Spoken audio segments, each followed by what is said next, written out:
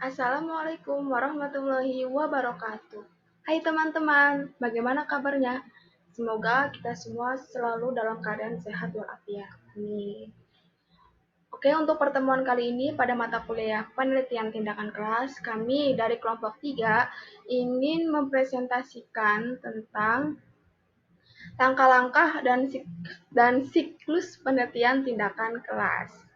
Kami beranggotakan yaitu ada Nurjaya, Atmaratus Solihah, dan Puspa Indah. Tutupan. Oke, untuk rumusan masalahnya yaitu yang pertama, apa yang dimaksud dengan penelitian tindakan kelas itu akan dibawakan oleh atau akan dipresentasikan oleh Aat Maratus Solihah, saya sendiri. Kemudian ada langkah apa saja yang harus ditempuh dalam melakukan penelitian tindakan kelas, yaitu akan dipresentasikan oleh Saudara Nurjaya. Dan yang terakhir yaitu bagaimana siklus dalam penelitian tindakan kelas itu akan dipresentasikan oleh Saudari Puspa Indah. Oke, untuk itu tonton terus atau simak terus ya teman-teman. Check it out. Baiklah, materi pertama yaitu tentang pengertian penelitian tindakan kelas. Seperti kita lihat di PPT, bahwa penelitian tindakan kelas PTK berkaitan erat dengan persoalan praktik pembelajaran sehari-hari yang dihadapi oleh guru. Kemudian, penelitian tindakan kelas merupakan suatu bentuk penelitian yang bersifat reflektif dengan melakukan tindakan-tindakan tertentu agar dapat memperbaiki atau meningkatkan praktik-praktik pembelajaran di kelas secara lebih profesional. Jadi, penelitian tindakan kelas itu suatu bentuk penelitian yang mana bersifat reflektif. Bersifat reflektif itu seperti apa sih? Nah, reflektif itu artinya berkelanjutan gitu kan. Karena perlu kita ingat di materi sebelumnya tentang karakteristik PTK itu ada 3, yaitu yang pertama ada inquiry reflektif, yang kedua ada kolaboratif, yang ketiga itu ada reflektif. Nah, reflektif itu artinya berkelanjutan. Jadi berbeda dengan pendekatan penelitian formal lainnya gitu kan. Pendekatan penelitian formal lainnya itu sering mengutamakan pendekatan empiris eksperimental gitu kan. Sedangkan penelitian tindakan kelas ini lebih menekankan pada proses refleksi terhadap proses dan hasil penelitian itu sendiri gitu kan. Jadi penelitian tindakan kelas yang disingkat PTK atau Classroom Action Research adalah bentuk penelitian yang terjadi di dalam kelas yang berupa tindakan tertentu yang dilakukan untuk memperbaiki proses belajar mengajar guna meningkatkan hasil belajar yang lebih baik daripada sebelumnya. Itulah pengertian dari penelitian tindakan kelas. Oke, kita lanjut ke materi yang kedua yaitu tentang langkah-langkah penelitian tindakan kelas yang akan dipresentasikan oleh Saudara Nurjaya. Waktu dan tempat kita persilahkan. Kami persilahkan. Langkah-langkah penelitian tindakan kelas. Yang pertama, mendeskripsikan, mengidentifikasi, dan analisis masalah. Dari mana tahunya, bagaimana datanya, upaya apa yang telah dilakukan, bagaimana hasilnya. Usahakan kalimat masalah dalam elaborasinya itu menggapai setengah sampai 1 halaman. Yang kedua, merumuskan permasalahan penelitian tindakan kelas. Masalah penelitian tindakan dirumuskan dalam bentuk kalimat banyak. Yang dipermasalahkan dalam perumusan masalah tidak hanya hasilnya saja, tetapi juga prosesnya. Yang ketiga, merumuskan manfaat penelitian. Pembuatan rumusan manfaat penelitian didasarkan pada topik atau masalah penelitian. Yang keempat, mengkaji teori yang relevan. Dalam penelitian tindakan kelas, peneliti perlu mengadakan kajian teori yang relevan, sehingga pemecahan masalah menjadi efektif dan dapat dipertanggungjawabkan secara ilmiah. Dan yang kelima, kerangka berpikir. Kerangka pemikiran adalah narasi atau uraian atau pernyataan proposisi tentang kerangka konsep pemecahan masalah yang telah diidentifikasi atau dirumuskan. Yang keenam, merumuskan hipotesis penelitian.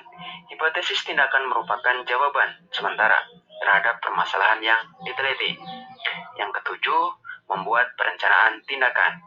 Pada tahap ini, peneliti membuat perencanaan tindakan untuk mengatasi permasalahan yang dihadapi. Yang kedelapan, melaksanakan tindakan. Kegiatan ini merupakan implementasi dari perencanaan tindakan yang sudah dirancang sebelumnya. Yang kesembilan, mengadakan observasi. Pada saat pelaksanaan tindakan, peneliti melakukan pengamatan terhadap proses tindakan pembelajaran.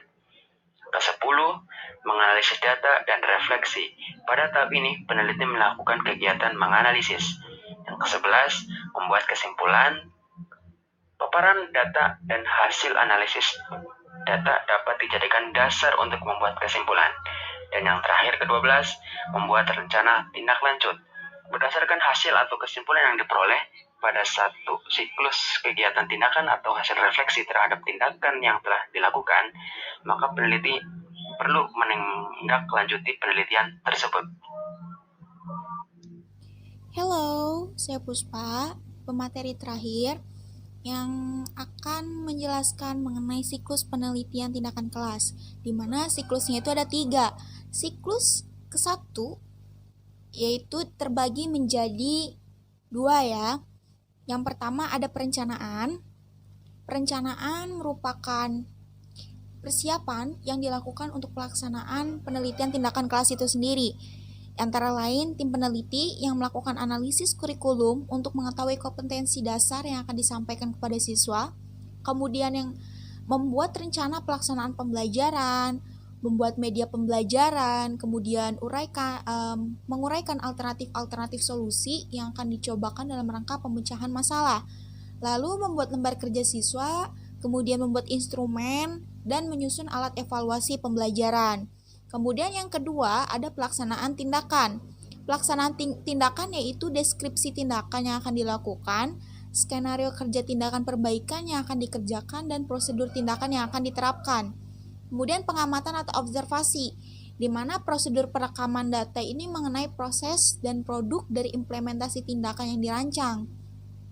Dan analisis dan refleksi, ini berupa uraian tentang prosedur analisis terhadap hasil pemantauan dan refleksi yang berkaitan dengan proses dan dampak tindakan perbaikan yang dilaksanakan, serta kriteria dan rencana bagi tindakan siklus berikutnya.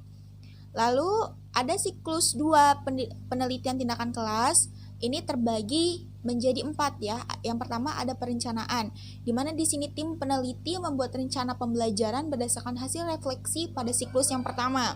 Lalu yang kedua ada pelaksanaan, di mana guru melaksanakan pembelajarannya itu berdasarkan rencana pembelajaran hasil refleksi pada siklus yang pertama.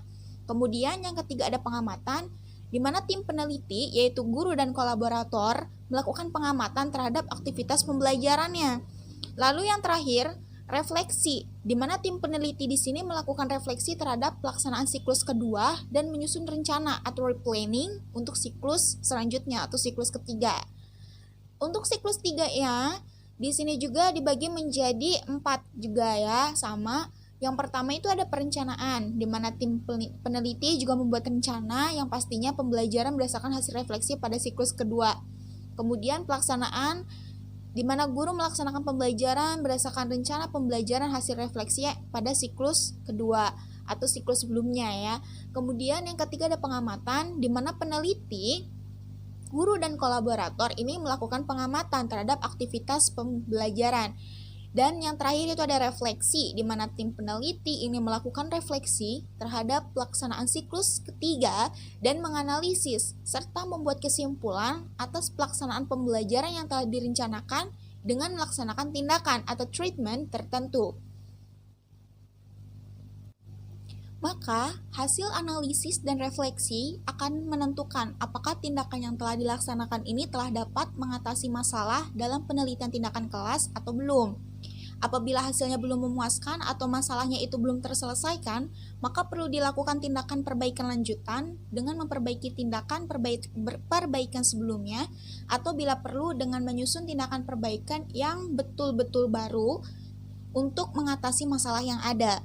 Kemudian dengan perkataan lain, jika masalah yang diteliti ini belum tuntas atau belum memuaskan pengatasannya, maka penelitian tindakan kelas ini harus dilanjutkan pada siklus 2 dengan prosedur yang sama seperti siklus pertama, yaitu perumusan masalah, perencanaan tindakan, pelaksanaan tindakan, observasi dan interpretasi, dan analisis refleksi ya. Dan jika pada siklus 2 permasalahannya telah terselesaikan atau hasilnya sudah memuaskan, maka tidak perlu dilanjutkan ke siklus 3. Namun jika pada siklus 2-nya masalahnya belum terselesaikan, maka dilanjutkan dengan siklus ketiga dan begitu pun seterusnya. Nah, dalam penelitian tindakan kelas ini jumlah siklus sebenarnya itu tidak dapat ditentukan ya. Hal ini tergantung kepada permasalahannya.